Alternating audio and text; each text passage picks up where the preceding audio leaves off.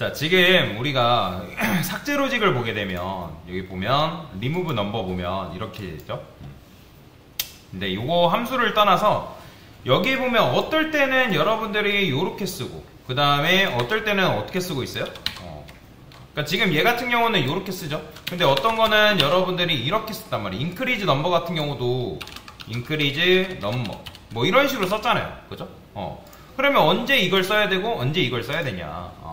참고로 여러분들이 이 밑에 우리가 저장하는 거 있잖아요. save record. 이 save record라는 녀석도 여러분들이 이렇게 써도 상관은 없어요.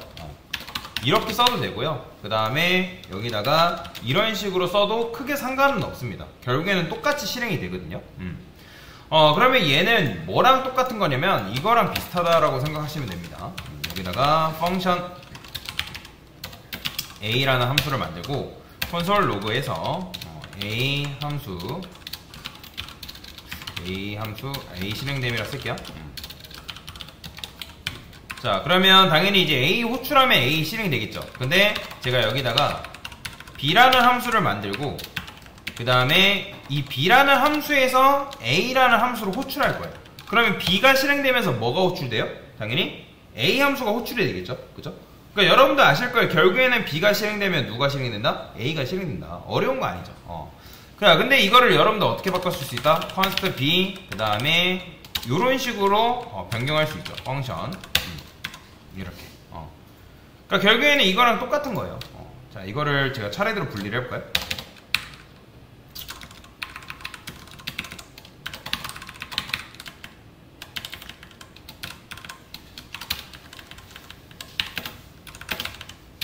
이런 식으로. 그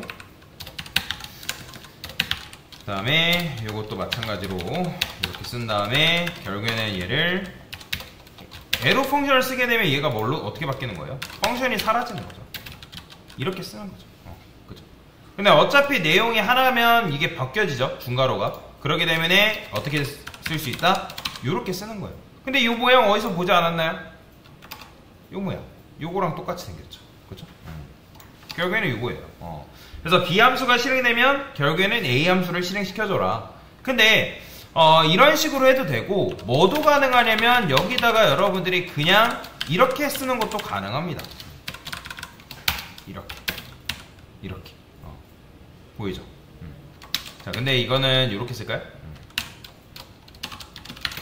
C는 A 그 다음에 C. 자, 그러면 C 함수로 호출하게 되면 어떻게 되는 거예요? 자, A가 실행이 되는 걸 여러분들이 눈으로 확인할 수가 있다라고 보시면 되겠죠. 보이죠? 그런데 이렇게 쓰는 게 아니라 지금 여러분들이 이렇게 썼는데 만약에 이게 어떻게 돼 있냐면 이렇게 돼 있는 거예요. 자, 지금 이거는 인자값을 매개변수를 아직 받고 있지 않죠. 근데 제가 여기다가 이렇게 써볼게요. 인덱스를 했어. 실행됨 인덱스라고 쓰고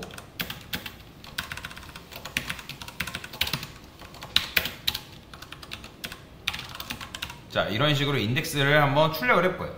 그럼 인덱스라는 값을 인자값으로 받아야 되는 상황이라고 했을 때 그러면 a라는 함수를 실행할 때 무조건 뭐가 필요하다? 당연히 인덱스라는 인자값이 필요하겠죠. 그죠? 그러면 여러분들이 그냥 일반적으로 이렇게 실행하는 게 맞을까요? 아니죠. 왜냐면 얘는 뭐가 안 돼요? 얘는 인자값을 넘길 수가 없습니다. 그렇잖아요. 원래 인자값을 넘기려면 소괄호가 있어야지만 여러분들이 인자값을 넘길 수가 있는 거잖아요. 그렇죠? 근데 얘 같은 경우는 지금 인자값을 넘길 수 있는 구조가 아니기 때문에 얘는 지금 이게 실행이 안 되는 거예요. 할 수가 없는 거죠. 그러면 얘를 실행시키려면 얘는 어떻게 하면 되는 거예요? 자, 여기다가 const 인덱스라 썼을 때 인덱스가 2래요. 그러면 여기다가 여러분들이 인덱스를 쓰게 되면 어떻게 된다? A라는 함수를 실행했을 때, 자, 보이죠? 2 나오는 거?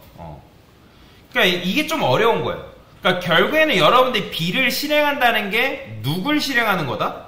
A라는 함수를 실행시키는 거예요. 근데 A를 그냥 실행하는 게 뭐예요? 지금 우리가 인덱스라는 인자값을 넘겨서 그 매개변수가 있는 A라는 함수를 지금 실행시키고 있는 거잖아요. 그쵸? 자, 규칙입니다. 자, 여러분들이 함수를 요런 식으로 만들어도 되고 요렇게 만들어도 되고 결국에는 상관이 없는데, 그죠?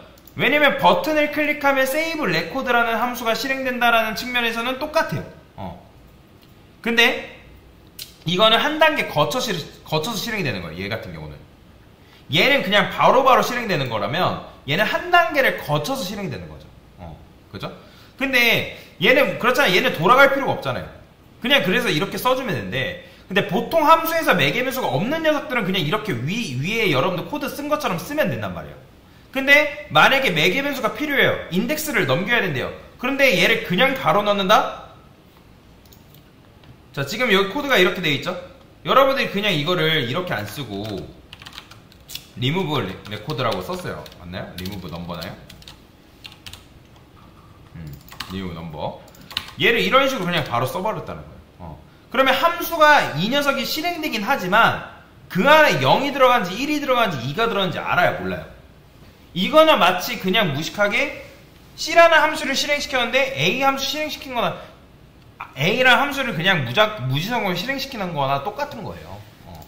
근데 여기다가 여러분들이 이렇게 써주면 뭐예요?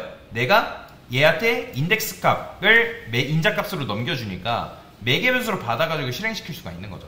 그러면 도대체 이 인덱스는 어디서 튀어나온 거예요? 여러분들?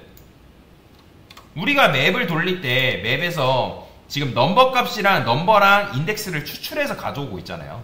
그죠?